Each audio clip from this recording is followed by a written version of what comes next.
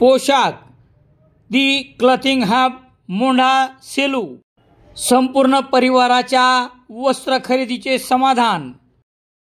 पाथरीसह संपूर्ण जिल्ह्यात खळबळ उडवून देणाऱ्या स्वर्गीय अनंता टोम्पे यांच्या हत्येप्रकरणी आरोपींना फाशीची शिक्षा द्यावी, प्रकरण फास्ट ट्रॅक कोर्टात चालवण्यात यावे आणि सरकारी वकील म्हणून ॲडव्होकेट उज्ज्वल निकम यांची नियुक्ती करण्यात यावी यासह इतर मागण्यासाठी पाथरी शहरातील नागरिकांनी सोमवार 21 एप्रिल रोजी राम मंदिर ते तहसील कार्यालय रस्त्यावर मूक मोर्चा काढत प्रशासनाला निवेदन दिले आहे।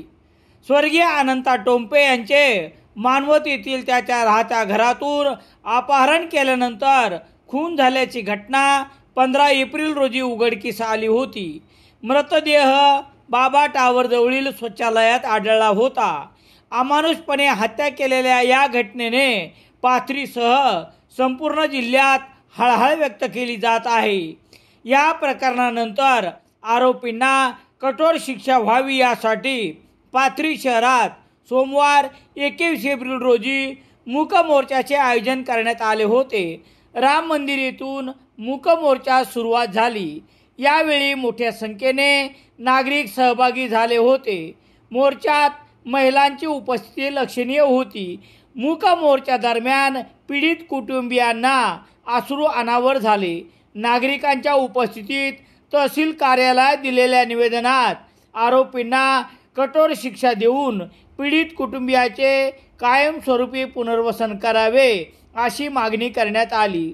मोर्चा दरम्यान पोलीस निरीक्षक महेश लांडगे यांच्या नेतृत्वाखाली पोलीस बंदोबस्त तैनात करण्यात आला होता। प्रशासनाने या गंभीर प्रकरणाची गांभीर्याने दखल घेऊन तातडीने कठोर कार्यवाही करावी अशी मागणी यावेळी मोर्चेकरी यांच्या वतीने करण्यात आली।